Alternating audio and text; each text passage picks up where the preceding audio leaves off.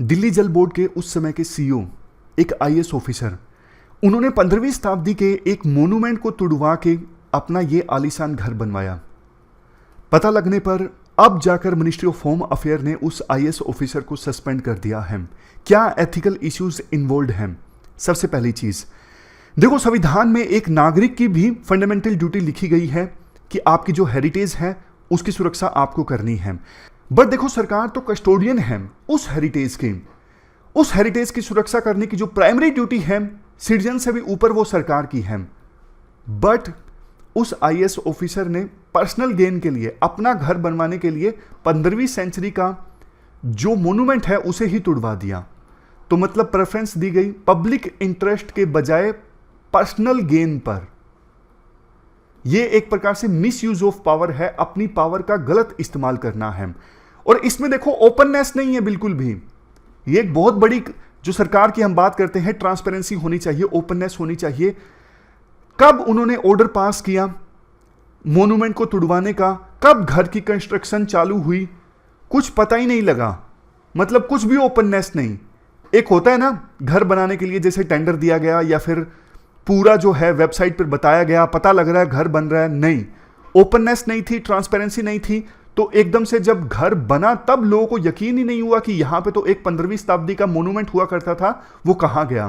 तो ये जो एथिकल इश्यूज हैं आप निकाल सकते हो। आपको कोई और डायमेंशन मिलती है तो वो भी आप बताइए। अब देखो, डिस्कशन हम स्टार्ट करते हैं। एक नया महीना, नया जोश, नई एनर्जी, नई उमंग। 1 अगस्त 2023 काफी सारे आर्टिकल्स हम डिस्कस करेंगे। क्लीन कुकिंग स्ट्रेटेजी डिस्कस करेंगे, डिबेट ऑन डेटा डिस्कस करेंगे, पाकिस्तान और बाकी इलाकों में टेररिज्म डिस्कस करेंगे। देखो यहां पे जो आर्टिकल है ना 370 से संबंधित है। 370 में जो स्पेशल स्टेटस था ना जम्मू एंड कश्मीर को, उसको हटे अब 4 साल पूरे हो चुके हैं। सुप्रीम कोर्ट ने सुनवाई स्टार्ट की है। अब वापस देखो नहीं आने वाला है 370। इस पे कितने भी आर्टिकल्स आ जाएं, लेकिन यूपीएससी के क्वेश्चन पूछने की संभावना बहुत कम है, इसलिए मैं नहीं डिस्कस कर रहा हूं। अगर आप में से जो बिगिनर होते हैं उनको ये डाउट आता है क्या ये क्यों छोड़ दिया, ये इसलिए छोड़ दिया क्योंकि देखो बहुत सालों का एक्सपीरियंस है जो बोलता है इस पे क्वेश्चन नहीं आने वाला है। ये अब पुराना मुद्दा हो चुका है, बस सिर्फ सुनवाई आई इसलिए एक आर्टिकल आया है, इससे ज्यादा और कुछ नहीं। आगे भी आ सकते हैं, सुनवाई आगे चलेगी, बट क्वेश्चन यूपीएससी नहीं पूछेगी। प्रोजेक्ट टाइगर से संबंधित एक क्वेश्चन आर्टिकल हम डिस्कस करेंगे। सक्सेसफुल प्रोजेक्ट है प्रोजेक्ट टाइगर, टाइगर की संख्या इंक्रीज हुई है, सक्सेसफुल केस स्टडी है, बाकी एनिमल्स के लिए भी इसे फॉलो किया जा सकता है, तो ये हम डिस्कस करेंगे। चलिए डिस्कशन स्टार्ट करते हैं। नेक्स्ट इंपोर्टेंट आर्टिकल टेररिज्म से संबंधित है। आप देखो जीएस पेपर 3 में सिक्योरिटी और इसके अलावा जीएस पेपर 2 में इंडिया एंड नेबरहुड रिलेशंस से भी इस आर्टिकल को रिलेट कर सकते हो। कंटेक्स्ट क्या है? पाकिस्तान के खैबर पख्तूनवा प्रोविंस में ना एक बॉम्ब ब्लास्ट हुआ जिसमें 50 से ज़्यादा लोगों की जान चली गई। राइटर बोलते हैं पाकिस्तान में ना पिछले कुछ समय में हमने देखा कि टेरर अटैक्स काफ़ी ज़्यादा बढ़ गए हैं और इसके लिए पूरी तरह से पाकिस्तान ही रिस्पॉन्सिबल है। आप पाकिस्तान की नीति पर नज़र डालिए। 1979 में जब यूएसएसआर की आर्मी ने अफगानिस्तान में कदम रखा तो उस समय देखो पाकिस्तान ने यूएसए के साथ मिलकर लोकल मुजाहिदीन को सपोर्ट करना स्टार्ट किया। मुजाहिदीन मतलब वो लोग जो जिहाद को सपोर्ट करते हैं। अब देखो ये जो मुजाहिदीन थी ना, इनको पाकिस्तान की आर्मी ने ट्रेन किया, पैसा दिया और ये अफगानिस्तान में यूएसएसआर की आर्मी से लड़े। ये जो मुजाहिदीन थे ना, इनमें भी काफी सारे ग्रुप थे और इन ग्रुप्स में से एक ग्रुप सबसे मेन था, वो था तालिबान। बाद में जब मुजाहिदीन ने मजबूर कर दिया यूएसएसआर की आर्मी को अफगानिस्तान छोड़ के जाने के लिए, तो उसके बाद देखो मुजाहिदीन से, जिसमें बहुत सारे ग्रुप्स थे, इनकी आपस में ही लड़ाई हो गई और सबसे मेन जो ग्रुप था वो था तालिबान। तो पाकिस्तान ने ना इन ग्रुप्स में से तालिबान को सपोर्ट करना स्टार्ट कर दिया। तालिबान का रूल आ गया। पाकिस्तान की सपोर्ट की बदौलत 96 से लेकर 2001 के बीच में तालिबान ने रूल किया अफगानिस्तान में। लेकिन 2001 में वर्ल्ड ट्रेड सेंटर पे हमला हुआ, लादेन रिस्पॉन्सिबल। यूएस ने तालिबान को धमकी दी, या तो आप ओसामा बिन लादेन को हमें सौंप दीजिए, अदरवाइज हम आपके ऊपर अटैक कर देंगे। तालिबान नहीं माना, यूएसए ने अफगानिस्तान के ऊपर हमला कर दिया। तो उसके बाद देखो यूएस को ना पाकिस्तान की मदद की आवश्यकता थी। पाकिस्तान ने मदद देना स्टार्ट भी किया यूएसए को तालिबान के अगेंस्ट। बट ना पाकिस्तान यहां पे ना डबल गेम खेला। डबल गेम मतलब ऊपर ऊपर से तो यूएसए की मदद कर रहा, यूएसए को जगह दे रहा ताकि यूएसए के जो एयरक्राफ्ट हैं वो पाकिस्तान में उतर सकें, लेकिन पीछे से पाकिस्तान तालिबान के लीडर्स को शरण दे रहा, उनको सेफ हेवन प्रोवाइड कर रहा। पाकिस्तान के मदरसों में पले जो यूथ हैं उनको भेजा गया इनडायरेक्टली पाकिस्तान के द्वारा यूएसए के अगेंस्ट लड़ाई लड़ने के लिए, वो भी अफगानिस्तान में। तो डबल गेम पाकिस्तान ने खेला। और देखो इसका रिजल्ट क्या निकला। इतने सालों तक यूएसए ने लड़ाई लड़ी अफगानिस्तान में, लेकिन जीत नहीं पाया। आखिरकार 2001 में तालिबान फिर से सत्ता में आ गया। क्या पाकिस्तान की मदद के बिना यह पॉसिबल था? बिल्कुल भी नहीं। पाकिस्तान ने ऐसा क्यों किया?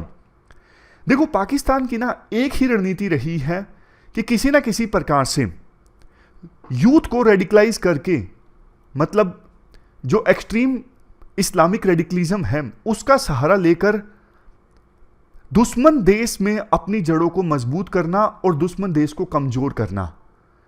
इस चीज का इस्तेमाल पाकिस्तान ने यूएसएसआर के अगेंस्ट किया, मुजाहिदीन को सपोर्ट करके। इस चीज का इस्तेमाल पाकिस्तान ने तब भी किया जब घनी की गवर्नमेंट थी, हामिद करजई की गवर्नमेंट थी अफगानिस्तान में। पाकिस्तान ने उस समय तालिबान को सपोर्ट किया क्योंकि पाकिस्तान को यह लगता था कि अफगानिस्तान की जो डेमोक्रेटिक गवर्नमेंट है घनी की या फिर हामिद करजई की, ये इंडिया को पसंद करते हैं, भारत को पसंद करते हैं, ये हमारे लिए अच्छा नहीं है।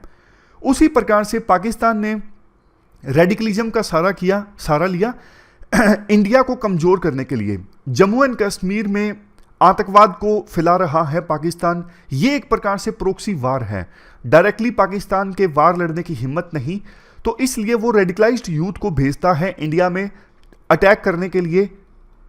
ये पाकिस्तान की हमेशा से रणनीति रही है। लेकिन देखो पाकिस्तान की जो रणनीति रही है ना रेडिकलाइजेशन को प्रमोट करने की, ताकि इसका इस्तेमाल किया जा सके दुश्मन देश के अगेंस्ट। अब इसी चीज ने ना पाकिस्तान को नुकसान पहुंचाना स्टार्ट कर दिया है, वो भी बुरी तरह से। समझ गए? अब पाकिस्तान ने तालिबान को सपोर्ट किया, लेकिन देखो एक तालिबान ने ना पाकिस्तान में भी जगह बना ली। तालिबान ये बोलता था कि हम यूएसए को खत्म करके यहां पे यूएसए को यहां से भगा के सरिया लागू करेंगे। लेकिन पाकिस्तान में भी एक तालिबान खड़ा हो गया जो बोलने लगा कि हम पाकिस्तान की सरकार को उखाड़ फेंक, पाकिस्तान की आर्मी को उखाड़ फेंक, पाकिस्तान में भी सरिया लागू करेंगे। उस पाकिस्तान वाले तालिबान का नाम था तहरीक-ए-तालिबान। समझ गए? पाकिस्तान का आप दोगलापन देखिए।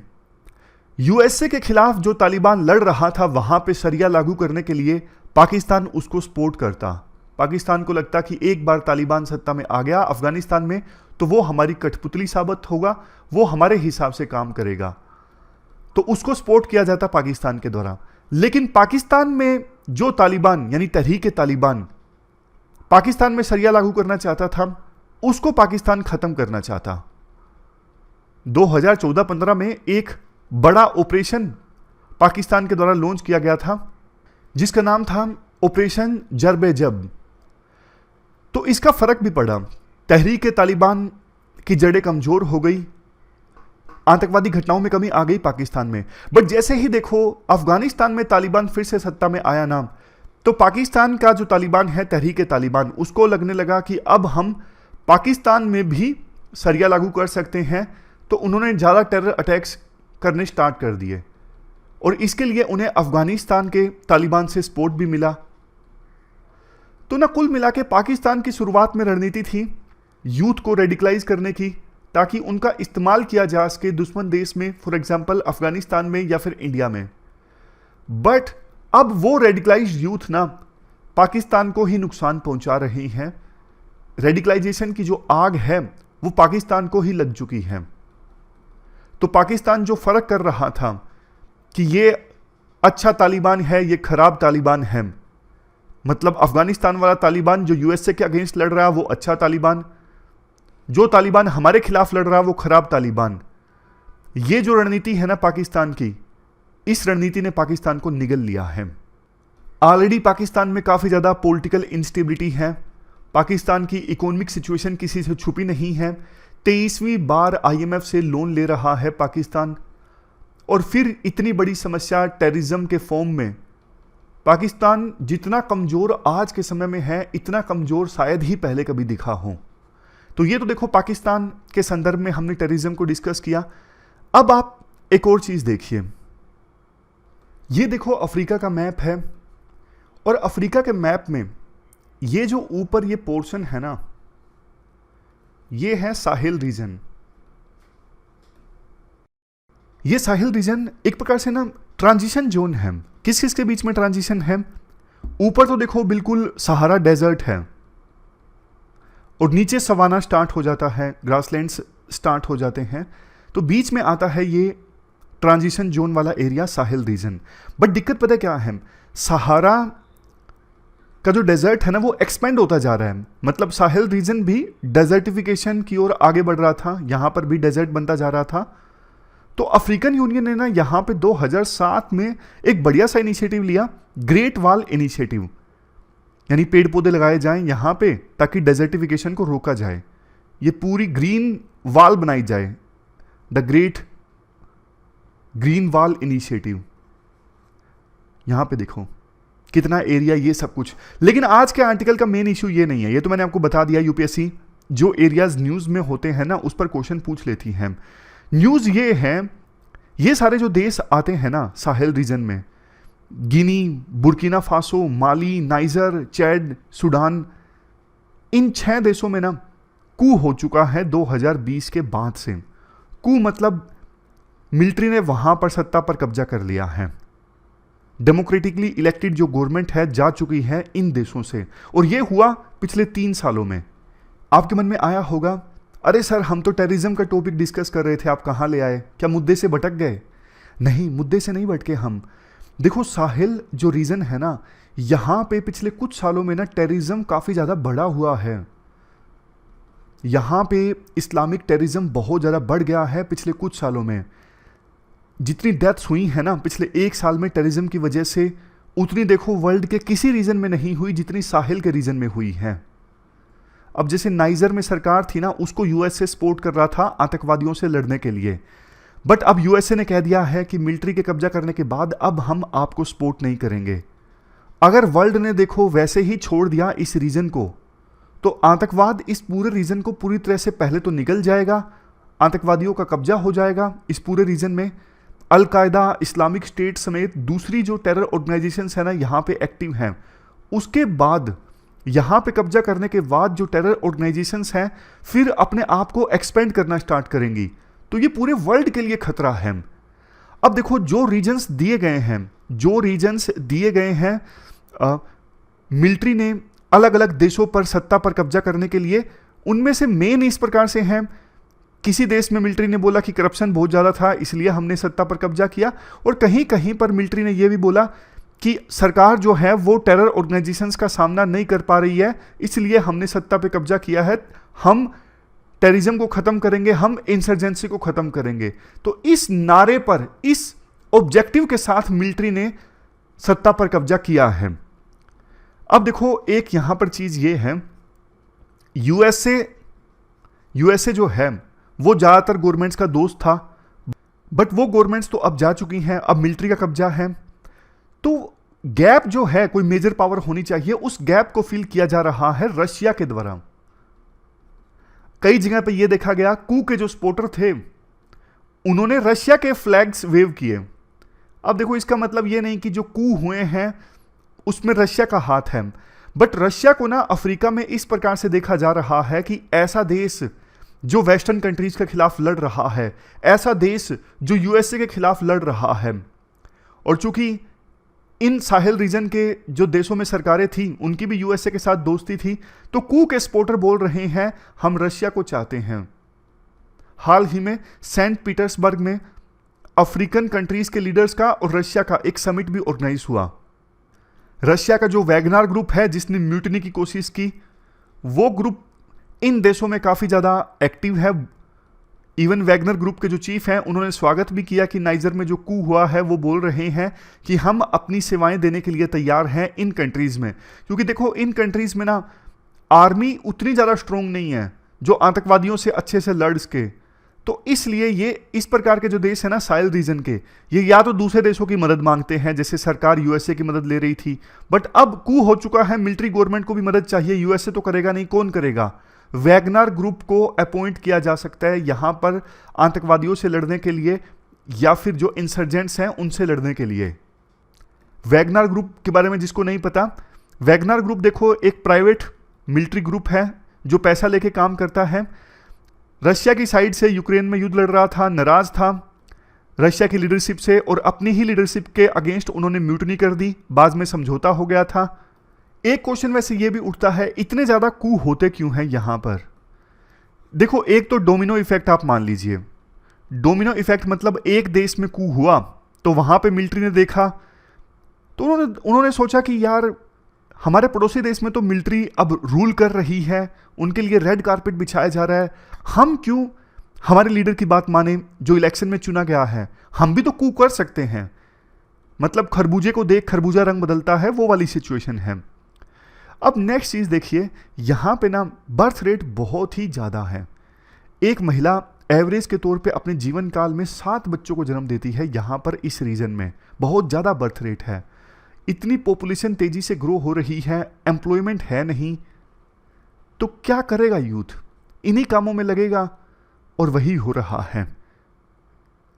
एक क्वेश्चन मैं आपसे पूछता हूं, हमारा देश में आज तक कू क्यों नहीं हुआ?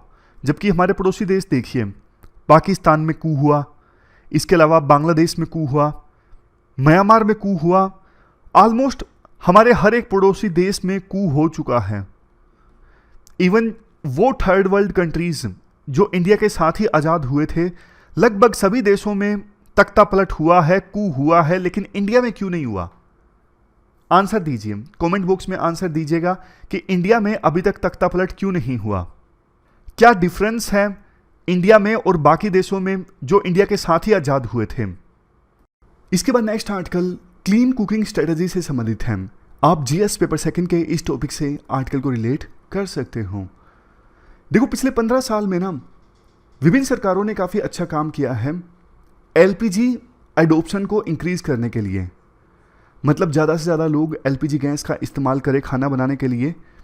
इसके लिए सरकार ने काफ़ी सारी स्कीम्स भी चलाई हैं, जैसे ग्रामीण वितरक योजना लॉन्च की गई थी 2009 में। इसकी वजह से पहले रूरल एरियाज़ में एलपीजी डिस्ट्रीब्यूटर सिर्फ 18% एरिया को कवर करते थे, अब जाके टोटल 60% एरिया को कवर करते हैं। हालांकि 40% जो रूरल एरिया है वहाँ पर अभी भी एलपीजी डिस्ट्रीब्यूटर एलपीजी सिलेंडर की सप्लाई नहीं करते हैं। उसके बाद 2016 में एक बहुत ही एम्बिशियस स्कीम लॉन्च की गई, प्रधानमंत्री उज्ज्वला योजना।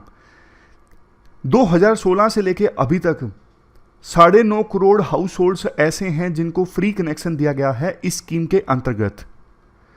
अब ऑलमोस्ट यूनिवर्सल कवरेज हो गया है एलपीजी का। इन सब फैक्टर्स के बावजूद एक देखो काफ़ी ज़्यादा हैरानी वाली बात है कि एलपीजी गैस का जो कंजम्पशन है ना, पहली बार बढ़ने के बजाय बल्कि कम हुआ है। फाइनेंशियल ईयर 2023 में एलपीजी गैस का जो कंजम्पशन है पिछले साल के अपेक्षाकृत 0.5% कम हो गया। ऐसा क्यों? रीजंस देखो काफ़ी हैं, लेकिन सबसे मेन रीज़न है यूक्रेन रशिया वार के कारण गैस महंगी हो गई है और इंडिया के लिए गैस को इंपोर्ट करना काफ़ी महंगा पड़ रहा है। सरकार सब्सिडी तो दे रही है, बट राइटर का कहना है ये सस्टेनेबल नहीं है। सरकार कब तक सब्सिडी प्रोवाइड करेगी? मान लीजिए इंटरनेशनल मार्केट में गैस के दाम और ज़्यादा बढ़ते हैं, क्या सरकार और ज़्यादा सब्सिडी देगी? आंसर है नो। इसका अल्टरनेटिव क्या होना चाहिए? देखो, एक ये जो डेटा है ना, ये आप आंसर्स में इस्तेमाल कर सकते हो। 2011 में ना एलपीजी 33% हाउस होल्ड्स का प्राइमरी फ्यूल था। 2020 में ये डेटा बढ़ के हो गया 71%। 71% हाउस होल्ड्स का प्राइमरी फ्यूल एलपीजी है 2020 में। एलपीजी नहीं तो पहले तो देखो जो हाउस होल्ड्स थे ना, वो लकड़ी का यूज़ करके चूल्हे से खाना बनाते थे, लेकिन इससे बहुत नुकसान होता था, पोल्यूशन होता था, लकड़ियों को लाना और हेल्थ को काफ़ी ज़्यादा नेगेटिव इम्पैक्ट पड़ता था। तो एलपीजी एक बढ़िया अल्टरनेटिव था। बट अब इससे भी ज़्यादा एक अच्छा अल्टरनेटिव है ई कुकिंग, यानी कि इलेक्ट्रिक कुकिंग। इंडक्शन चूल्हे की सहायता से जो खाना बनाया जाता है, यहाँ पे ये तस्वीर देखिए, आप में से बहुत से लोगों के पास होगा, हॉस्टल में भी होता है ये स्टूडेंट्स के पास। तो देखो 10% अर्बन हाउस होल्ड्स अभी ऐसे हैं जो ई कुकिंग कर रहे हैं। ये फायदेमंद इसलिए भी है देश के लिए क्योंकि देखो एलपीजी सिलेंडर तो हर जगह नहीं पहुंच पाता, जैसा शुरुआत में भी हमने डिस्कस किया कि रूरल डिस्ट्रीब्यूटर हर जगह नहीं होते, और ना प्रधानमंत्री उज्ज्वला योजना से फ्री का एलपीजी कनेक्शन तो मिल गया, बट सिलेंडर को रिफिल करवाना कई बार गरीब लोगों के लिए बहुत चुनौती भरा होता है। तो इन सब चीज़ों का एक सोल्यूशन है ई कुकिंग, क्योंकि इलेक्ट्रिफिकेशन तो अब ऑलमोस्ट पूरे भारत में है, बिजली तो हर जगह है, तो ना रिफिल कराने का झंझट, इंडक्शन चूल्हे से यानी इलेक्ट्रिक कुकिंग से देश के अलग अलग इलाकों में लोग जो है खाना बना सकते हैं। अगर देखो बिजली को 1 यूनिट 8 रुपए के प्राइस पे भी लिया जाए तो भी अभी जो एलपीजी सिलेंडर का रेट है ना, उससे तो सस्ता पड़ता है इंडक्शन चूल्हे से खाना बनाना। और बात देखो सिर्फ सस्ते की नहीं है, एमिशन भी कम होता है। आप बोलोगे सर हमें तो ये सुना था कि एलपीजी जो है वो एक क्लीन फ्यूल है। देखो रिलेटिवली एलपीजी गैस एक क्लीन फ्यूल है, ये बात सच है, लेकिन ऑयल के मुकाबले में कम एमिशन होता है, बट होता तो है। बट अगर बिजली रिन्यूएबल एनर्जी है और उस रिन्यूएबल एनर्जी से खाना बनाया जाता है तो एमिशन और भी ज़्यादा कम होगा। एक क्वेश्चन अब ये खड़ा होता है कि अर्बन हाउस होल्ड्स, अगर 10% urban house holds electric cooking का इस्तेमाल करते हैं तो रूरल एरियाज में इसे कैसे स्प्रेड किया जाए। देखो इसके लिए ना राइटर का तो ये सजेशन है कि जो सब्सिडी है ना वो धीरे धीरे कम की जा सकती है। एलपीजी की सब्सिडी धीरे धीरे कम होगी तो एलपीजी सिलेंडर के दाम बढ़ते जाएंगे, तो लोगों को मोटिवेट किया जा सकता है कि आप इंडक्शन चूल्हे का इस्तेमाल कीजिए, इलेक्ट्रिसिटी का इस्तेमाल कीजिए खाना बनाने के लिए। और मीनवाइल ना इससे क्या होगा, डिमांड जब इंडक्शन चूल्हे की बढ़ेगी ना तो इकोसिस्टम, मैन्युफैक्चरिंग का इकोसिस्टम हमारे देश में डेवलप होगा, ज़्यादा से ज़्यादा इंडक्शन चूल्हे मैन्युफैक्चर होंगे, तो सपोर्ट प्रोवाइड किया जा सकता है ऐसी सिचुएशन में सरकार के द्वारा कि इंडियन ज़रूरतों के हिसाब से जो इंडियन कुकिंग है ना उसके हिसाब से इंडक्शन चूल्हे बने। जैसे मुझे याद है मैंने इंडक्शन चूल्हा इस्तेमाल किया ना, चाय बनती थी वो एकदम से उबल जाती थी, मतलब बहुत जल्दी बॉयल हो जाती थी, तो जो टेस्ट था ना उस समय वो अलग किस्म का आता था चाय का। आजकल तो शायद बढ़िया भी आ गए होंगे इंडक्शन चूल्हे, 1-2 सालों से मैंने तो इस्तेमाल नहीं किया। तो पॉइंट ये है कि इंडियन ज़रूरतों के हिसाब से जो इंडक्शन चूल्हे हैं ना वो डिज़ाइन किए जाएं, इसमें सरकार सपोर्ट कर सकती है। और जो एमिशन बचे, जो कार्बन कम एमिट होगा उसको सरकार कार्बन क्रेडिट की फॉर्म में बेच सकती है और इससे भी पैसा कमा सकती है। ये राइटर का तर्क है। अब चलते हैं आगे। इसके बाद next article debate on data से संबंधित है। देखो सरकार जो पॉलिसीज बनाती है ना उसके लिए उनके पास जो डेटा होता है वो बिल्कुल एक्यूरेट होना चाहिए, रिलायबल होना चाहिए ताकि पॉलिसीज अच्छी बने। आप जीएस पेपर 3 के इस टॉपिक से आर्टिकल को रिलेट कर सकते हो। 3 पॉइंट्स मेनली राइटर रेज करते हैं इस आर्टिकल में। सबसे पहली चीज एग्जाम्पल के साथ में देखो, नीति आयोग ने ना हाल ही में एक इंडेक्स रिलीज किया था, multi dimensional poverty index MPI। उस इंडेक्स को तैयार करने के लिए नेशनल फैमिली हेल्थ सर्वे का डेटा इस्तेमाल किया गया था। लेकिन देखो एक चीज आपको बताऊं, हमारे देश में ना 30 करोड़ हाउस होल्ड्स हैं, 30 करोड़ हाउस होल्ड्स हैं, घर हैं हमारे देश में, लेकिन नीति आयोग ने मल्टी डायमेंशनल पॉवर्टी इंडेक्स तैयार किया सिर्फ 6 लाख हाउस होल्ड्स के डेटा के आधार पे। तो सैंपल साइज पहली बात बहुत ही ज्यादा छोटा, जिसके बेस पे पॉवर्टी की परसेंटेज निकाली गई। उसके बाद डाउट इस चीज पे भी आता है कि कौन से एरिया में ज्यादा सैंपल्स लिए गए, अर्बन एरियाज में या फिर रूरल एरियाज में। जो सैंपल्स लिए गए क्या वो पूरे भारत को रिप्रेजेंट करते हैं या फिर पर्टिकुलर एरिया को रिप्रेजेंट करते हैं। इवन देखो आप ये भी मान लीजिए, चलो कोई बात नहीं, कि जो सैंपल्स लिए गए हैं वो अर्बन एरियाज और रूरल एरियाज दोनों से लिए गए हैं, लेकिन क्या जो सैंपल्स लिए गए हैं वो इवनली पूरे भारत से लिए गए हैं। मतलब देश में अगर मान लीजिए 28 राज्य हैं तो क्या सभी राज्यों से पॉपुलेशन और एरिया के हिसाब से सैंपल्स लिए गए हैं? पॉपुलेशन के हिसाब से आप मान लीजिए। आंसर है शायद नो। तो फिर जो डेटा का इस्तेमाल नीति आयोग ने किया गया है मल्टी डायमेंशनल पॉवर्टी इंडेक्स तैयार करने के लिए, कैसे हम मान ले कि उस इंडेक्स का जो रिजल्ट है बिल्कुल एक्यूरेट है जब डेटा ही एक्यूरेट नहीं है?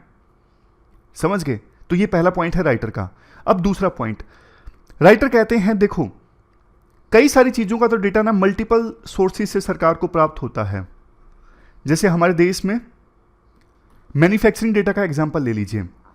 मिनिस्ट्री ऑफ कॉर्पोरेट अफेयर के MCA 21 पोर्टल से मैन्युफैक्चरिंग का डेटा मिलता है। इसके अलावा एनुअल सर्वे ऑफ इंडस्ट्रीज से भी मैन्युफैक्चरिंग का डेटा मिलता है, लेकिन दोनों का डेटा अलग है। दोनों से जो डेटा प्राप्त हुआ है मैन्युफैक्चरिंग का वो सेम नहीं है। अब कोई तो गलत है ना, दोनों में से कोई तो गलत है, कोई तो सोर्स सही नहीं है, क्योंकि डेटा दोनों का अलग अलग है। अब सरकार कैसे सुनिश्चित करे कि एनुअल सर्वे ऑफ इंडस्ट्री से जो डेटा प्राप्त हुआ है वो डेटा सही है और मिनिस्ट्री ऑफ कॉर्पोरेट अफेयर की साइट से जो डेटा प्राप्त हुआ है वो गलत है? सही गलत का पता कैसे लगेगा? तो ये दूसरा पॉइंट है कि मल्टीपल सोर्सेज से सरकार को डेटा प्राप्त होता है और वो डेटा अलग अलग होता है। इसके बाद तीसरा पॉइंट आता है कॉम्पिटेंस एंड एबिलिटी। मान लीजिए किसी सर्वे से कोई डेटा सरकार को प्राप्त भी हो गया, अब क्या होता है कि उस सर्वे की प्रोसेसिंग करने में बहुत लंबा समय लग जाता है, इवन उससे भी ज़्यादा। अगर प्रोसेसिंग हो भी गई तो भी सरकार उस डेटा को पब्लिकली रिलीज नहीं करती। तो मतलब एक प्रकार से ना पब्लिक डोमेन में बहुत सारा इंपॉर्टेंट डेटा आ ही नहीं पाता क्योंकि सरकार रिलीज ही नहीं करती। अब देखो ये तो सरकार का काम है ना डेटा रिलीज करना, डेटा कलेक्ट करना, क्योंकि सरकार के पास अथॉरिटी है। प्राइवेट जो थिंक टैंक्स हैं वो कुछ हद तक डेटा इकट्ठा कर सकते हैं, लेकिन उनके पास सरकार जितनी एबिलिटी नहीं होती। सरकार जो डेटा रिलीज करे उससे प्राइवेट भी रिसर्च चलती रहती है, उसके बेस पे आर्टिकल्स छपते हैं, जर्नल्स छपते हैं, पॉलिसीज के लिए रिकमेंडेशंस आती हैं, बट सरकार डेटा पब्लिक डोमेन में रिलीज ही नहीं करती।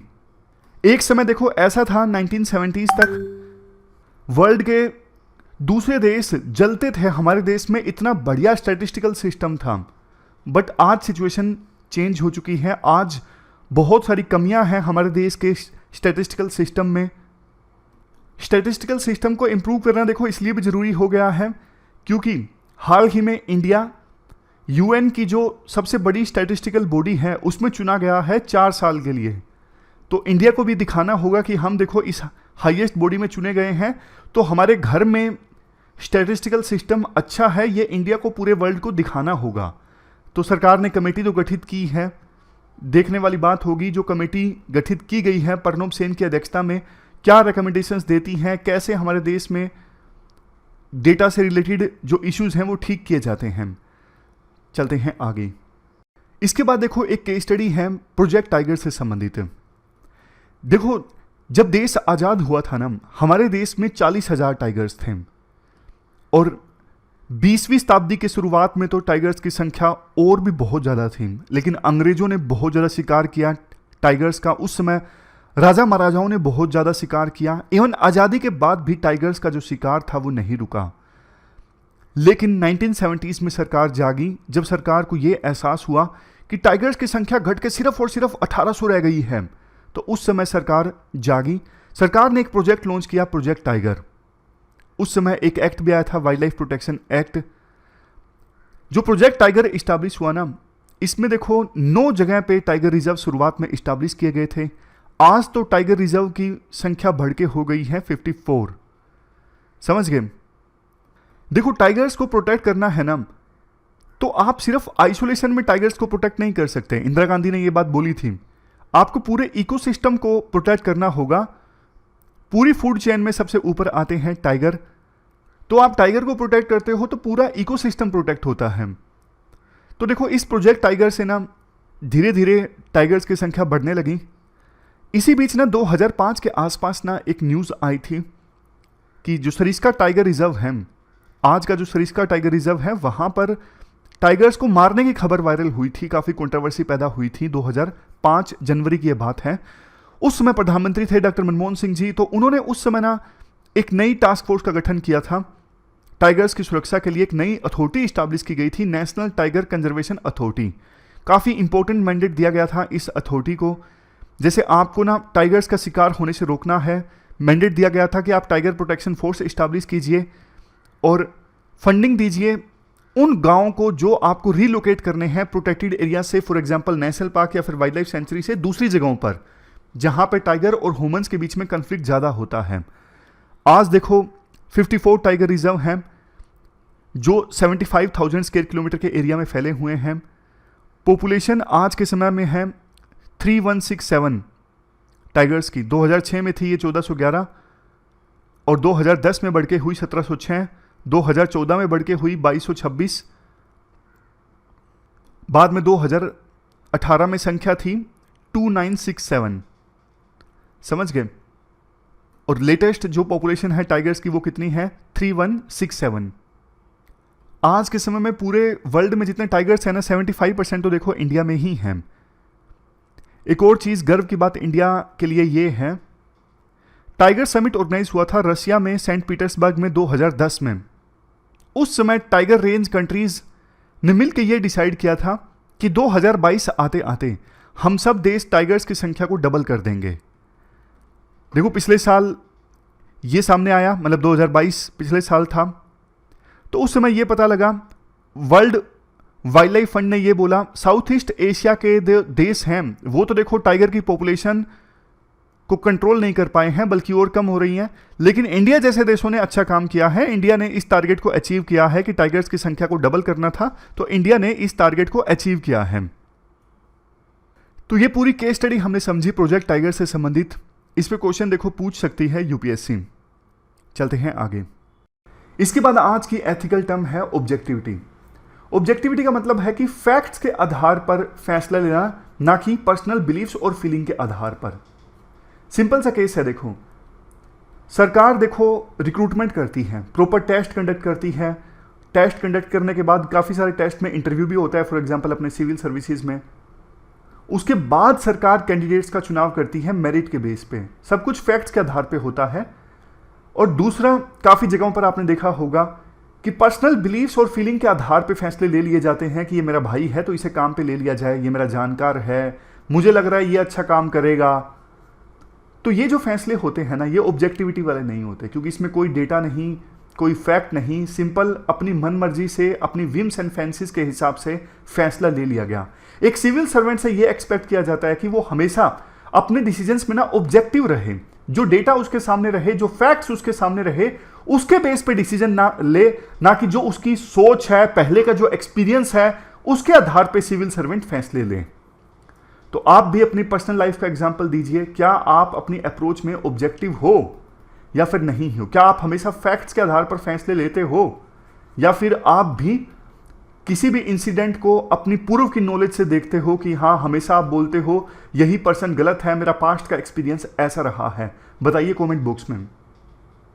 इसके बाद आज का एथिक्स का क्वेश्चन है, जज your success by what you had to give up in order to get it.